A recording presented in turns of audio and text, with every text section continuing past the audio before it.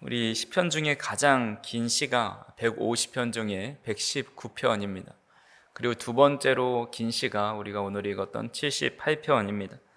총 72절로 되어 있어서 이걸 다 읽어야 되나 말아야 되나 고민을 좀 했습니다. 근데 주일이면 사실 다 읽지 못할 텐데 그래도 금요일이고 시간에 여유가 있어서 좀 읽을 수 있지 않을까 싶어서 총 22절의 말씀을 다 같이 읽었습니다. 대신에 공동 번역으로 우리가 읽지 않을 것이고 또 마치는 시간도 동일하다는 좋은 소식을 전해드립니다. 본시는 아삽의 마스길이라는 표제를 가지고 있습니다. 마스길은 교훈이라는 뜻이 있다고 말씀드렸죠. 특히 본시는 이스라엘의 역사를 회고하는 그 시편 역사시 중에 하나입니다. 그래서 시의 내용을 보면 이 출애굽 시대부터 다윗 시대에 이르기까지 지난 과거에 경험한 그런 하나님의 사랑에 대해서 또 인도하심과 또 용서하심에 대해서 기록하고 있습니다. 그리고 당연히 그 가운데 이스라엘의 죄악된 모습들을 잘 표현해 주고 있습니다. 그리고 역사 이야기를 꺼내는 이유 중에 하나는 바로 선조들의 이런 배역한 모습들, 또 주님을 배반하는 모습들을 다시 반복하지 않고자 하는 데 있습니다. 그래서 본시는 역사시이면서도 지혜시로 분류가 됩니다. 오늘 시는 너무 길어서 사실 전체를 다 살펴보지는 못하겠지만 두 가지 중요한 내용을 통해서 우리에게 주시는 교훈을 살펴보고자 합니다. 첫 번째로 하나님의 말씀에 귀를 기울이며 살아가라 라고 우리에게 교훈하고 있습니다. 우리 1절 말씀을 다시 한번 보시면 내 백성이여 내 율법을 들으며 내 입의 말에 귀를 기울일지어다 라고 말씀하고 있습니다. 경청의 중요성은 아무리 강조해도 지나치지 않죠. 누가 한 말인지는 모르겠지만 이런 글이 있습니다. 말하는 건 실수를 하지만 듣는 건 위로한다. 말하는 건 교만을 주지만 듣는 건 겸손을 나타낸다. 말하는 건 험담을 하지만 듣는 건 사랑을 준다라는 말을 합니다. 잘 경청하면서 듣는 것이 참 중요하다라는 것을 알면서도 우리는 그렇게 살아가기가 참 힘들다라는 생각을 하게 됩니다. 사람들에게 많은 영감을 주고 또 존경을 받았던 이혜인 수녀는 자신이 늘 듣는 자리에 있는지 혹은 말하는 자리에 있는지를 살펴보았습니다. 그래서 자신의 모습을 담은 그런 시를 지었는데 그 시의 제목이 듣기라는 시입니다. 귀로 듣고 몸으로 듣고 마음으로 듣고 전인적인 들음만이 사랑입니다. 모든 불행은 듣지 않음에서 시작됨을 모르지 않으면서 잘 듣지 않고 말만 많이 하는 비극의 주인공이 바로 나였네요. 아침에 일어나면 나에게 외칩니다. 들어라, 들어라, 들어라. 하루의 문을 닫는 한밤중에 나에게 외칩니다. 들었니, 들었니, 들었니. 우리 성도님들은 지금까지의 삶을 좀 돌아보시면 말하기와 듣기로 나누어 보았을 때 말하는 것을 많이 하셨습니까? 아니면 듣는 것을 많이 하셨습니까? 모든 불행은 듣지 않는 마음에서 시작된다라는 말이 있는데 이것을 반대로 생각해 보면 듣기만 잘해도 행복한 삶을 살 수 있다는 말입니다. 사람의 말도 잘 들으면 행복한 삶을 살아가는데 또한 성숙한 사람이라고 칭송을 받는데 하물며 하나님의 말씀은 어떻게 했습니까? 오늘 본문은 인간인 아삽이 지었지만 마치 하나님이 자신의 백성들에게 해주시는 그런 말씀처럼 내 백성이여 하면서 하나님이 자신의 백성을 부르고 있습니다. 그리고 말씀하시기를 내 율법을 들으며 내 입의 말에 귀를 기울이라 말씀합니다. 성경에는 오늘 본문뿐만 아니라 수없이도 계속해서 들으라 라는 말씀을 하십니다. 대표적으로 신명기 6장 4절에 보시면 이스라엘아 들으라 우리 하나님 여호와는 오직 유일한 여호와이시니 라고 말씀합니다. 그러니까 신명기에 나온 이 들으라는 쉐마라는 말이죠. 단순히 소리를 듣는 것이 아니라 잘 경청하고 그것을 순종하라 라는 의미가 포함되어 있습니다. 신약에서는 또 예수님께서 반복하시면서 말씀하셨던 것이 들을 귀 있는 자는 들으라 라는 표현을 하셨습니다. 들으라, 귀를 기울이라 이런 말들, 또 주의하라 등의 이런 표현들은 성경에서 최소한 300회 이상 등장하고 있습니다. 하나님은 성경을 통해 계속해서 들음에 대해 강조하십니다. 그 이유가 무엇일까요? 그 이유는 하나님의 말씀을 들을 때에 생명력이 생기고 또 생명력이 있다는 것은 변화를 일으킬 수 있기 때문입니다. 일전에 우연히 다큐멘터리 프로그램을 보았습니다. 2014년에 남태평양에 큰 화산 폭발로 새로운 섬이 형성되었습니다. 그 섬을 이제 헝가통가 화산섬이라고 부르는데 사진에서 보는 것과 같은 섬입니다. 근데 위성 사진으로 보면 이렇게 푸른 부분들이 있지만 사실은 화산 폭발로 생겨난 섬이기 때문에 처음에는 이런 이렇게 숲이나 혹은 그 야자 열매 이런 것들이 없었습니다. 근데 이 새들이 날라와서 쉬면서 이렇게 똥을 싸고 또 이렇게 파도에 밀려와 가지고 그 야자 열매가 파도에 밀려와 가지고 이제 그것이 새의 똥과 만나서 거름이 되고 또 그렇게 돼서 나무가 생기고 수풀이 생겨났습니다. 그러니까 씨 하나 또 이렇게 여러 생물들이 싼 그 안에 들어있는 씨앗들을 통해서 이 섬이 이렇게 푸르게 변화되는 과정을 나사에서 위성으로 촬영해가지고 그것을 다큐로 제작한 겁니다. 근데 안타깝게도 몇 년 전에 또다시 화산이 폭발해서 이렇게 위성 사진에 보면 완전히 까만 섬이 되어버린 것을 보게 됩니다. 어찌 되었든 이 씨 하나에 담긴 생명력이 화산섬을 수풀로 가득한 생명력 있는 섬으로 변화시키는 놀라운 일이 일어났다라는 것이죠. 하나님의 말씀은 이보다 더 놀라운 생명력이 있습니다. 말씀은 마음속에 뿌려지면 믿음이 생깁니다. 그리고 믿음이 자라서 열매를 맺습니다. 말씀이 한 지역에 전해지면 그곳에 생명이 생기고 또 역사가 나타나고 믿는 무리가 생겨서 교회가 세워집니다. 에스겔서 37장에 보면 하나님은 에스겔을 죽은 뼈들이 가득한 마른 뼈가 가득한 골짜기로 인도하십니다. 그러면서 에스겔에게 이렇게 말씀하십니다. 37장 4절부터 6절에 보시면 또 내게 이르시되 너는 이 모든 뼈에게 대언하여 이르기를 너희 마른 뼈들아 여호와의 말씀을 들을지어다. 주 여호와께서 이 뼈들에게 이같이 말씀하시기를 내가 생기를 너희에게 들어가게 하리니 너희가 살아나리라. 너희 위에 힘줄을 두고 살을 입히고 가죽을 덮고 너희 속에 생기를 넣으리니 너희가 살아나리라. 또 내가 여호와인 줄 너희가 알리라 하셨다 하라라고 말씀합니다. 하나님은 마른 뼈를 향해서 들으라라고 말씀하고 있는 겁니다. 여호와의 생명력 있는 말씀을 들으라는 것이죠. 그렇게 에스겔이 예언하자 실제로 뼈들이 서로 연결되고 또 힘줄이 붙고 또 가죽이 붙습니다.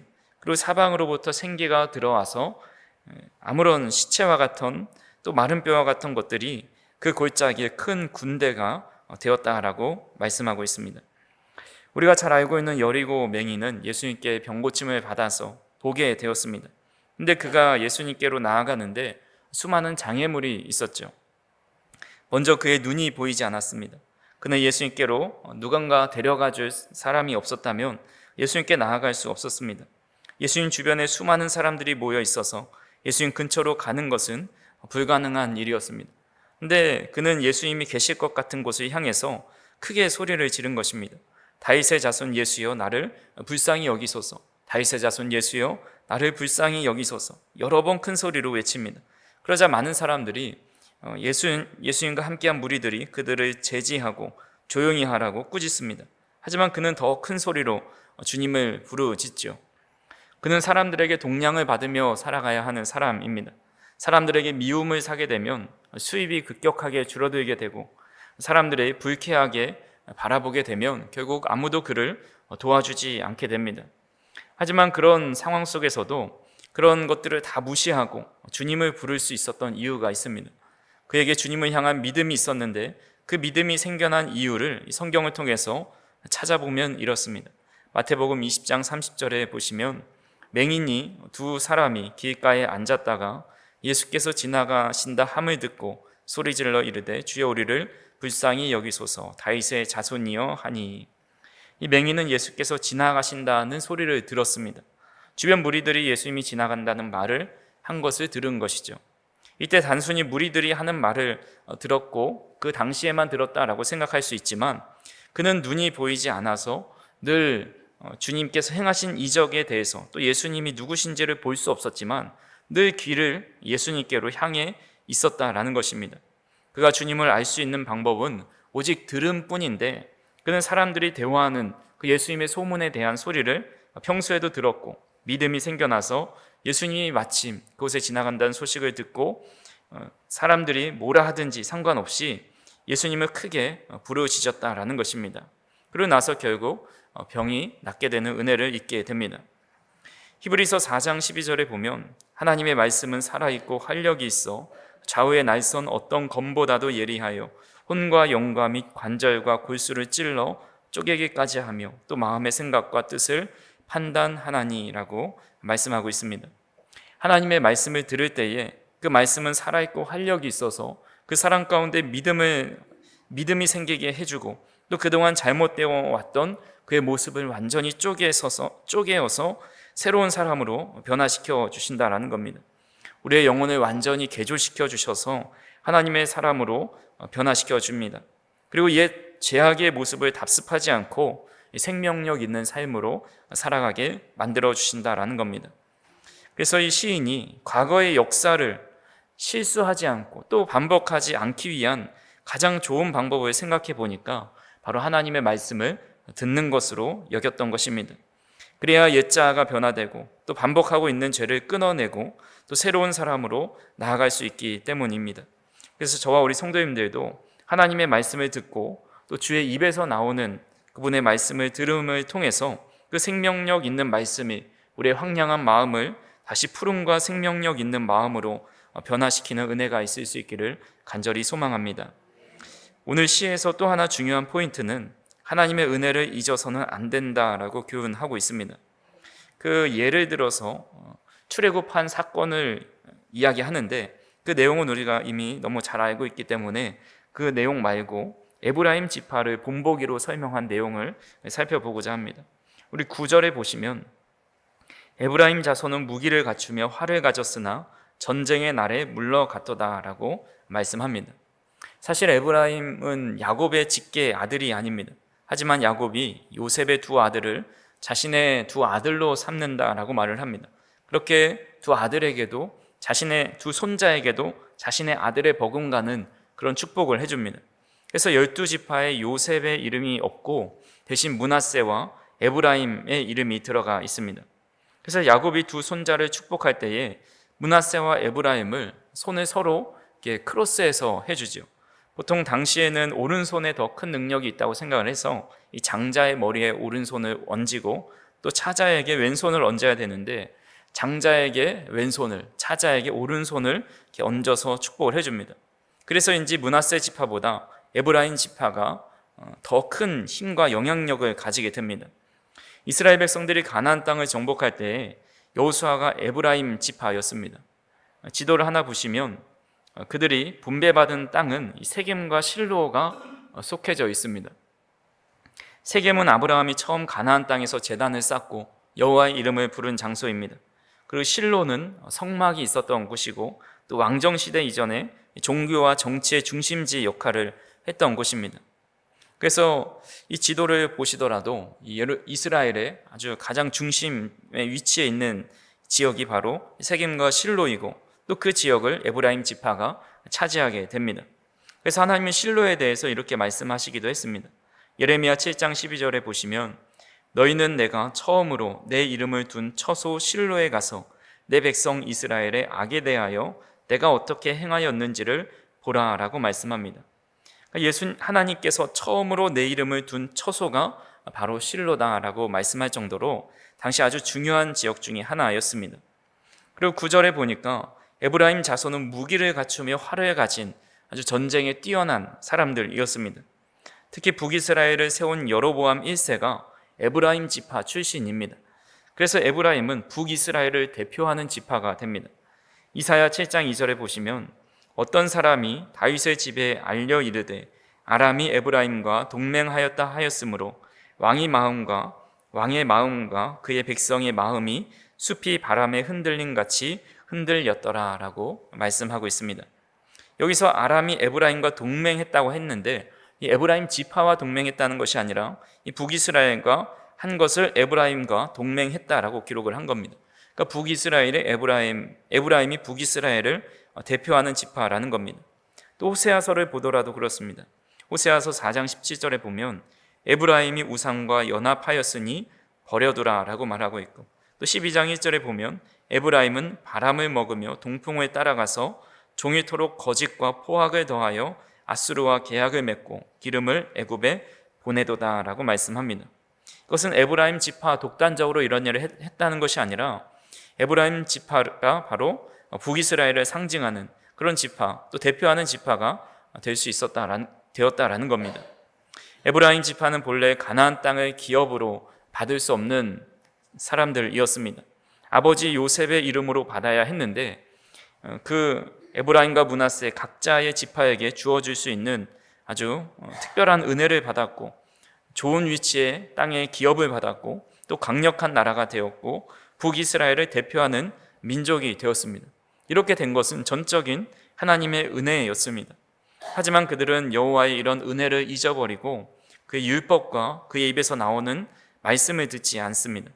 오늘 본문 10절과 11절에 보니까 그들이 하나님의 언약을 지키지 아니하고 그의 율법 준행을 거절하며 여호와께서 행하신 것과 그들에게 보이신 그의 기이한 일을 잊었도다 라고 말씀합니다. 에브라임 지파가 이렇게 하나님의 언약을 지키지 않고 율법 준행하는 것을 거절합니다. 하나님께서 그 지파에게 행하신 아주 놀랍고 크신 일을 기억하지 못하고 하나님 앞에 하나님 따르기를 거절하고 또 불평하고 하나님을 멀리 떠났다라는 겁니다. 그 결과 이 지파가 어떻게 되었을까요? 오늘 본문 67절에서 68절에 이렇게 말씀합니다. 또 요셉의 장막을 버리시며 에브라임 지파를 택하지 아니하시고 오직 유다 지파와 그가 사랑하시는 시온산을 택하시며 라고 말씀합니다. 에브라임 지파는 특별한 은혜를 받은 지파입니다. 특별히 야곱의 12아들 중에 이 요셉의 아들들입니다. 특별히 요셉은 예수님을 예표하는 인물입니다. 그럼에도 불구하고 그 요셉 지파에서 다윗의 자손인 그 요셉 지파에서 예수님이 태어나지 않고 유다 지파로부터 옮겨져서 유다 지파를 사랑하셔서 시온산을 택하셨다 이렇게 말씀하고 있습니다. 즉 하나님으로부터 그 귀한 은혜를 이렇게 누린 것을 감사하지 못하고 율법 준행을 거절하고 귀한 일을 잊어버렸을 때에 택함 받지 못하는 이런 불행을 겪게 됩니다. 반면에 이 유다는 어떻습니까? 유다에게 놀라운 축복을 야곱이 해줬었죠. 창세기 49장 8절에서 10절에 보시면 유다야 너는 내 형제의 찬송이 될지라 내 손이 내 원수의 목을 잡을 것이요 내 아버지의 아들들이 내 앞에 절하리로다. 유다는 사자 새끼로다. 내 아들아 너는 움킨 것을 찢고 올라갔도다. 그가 엎드리고 웅크림이 수사자 같고 암사자 같으니 누가 그를 범할 수 있으랴. 규가 유다를 떠나지 아니하며 통치자의 지팡이가 그 발 사이에서 떠나지 아니하기를 실로가 오시기까지 이르리니 그에게 모든 백성이 복종하리로다 라고 말씀합니다. 너는 유다 민족은 찬송이 되고 원수를 무찌르게 되고 암사자같이 강해질 것이고 규와 통치자의 지팡이가 떠나지 않을 것이다 라는 축복을 해줍니다. 이런 축복을 받은 이유에 대해서 여러 가지로 설명을 합니다.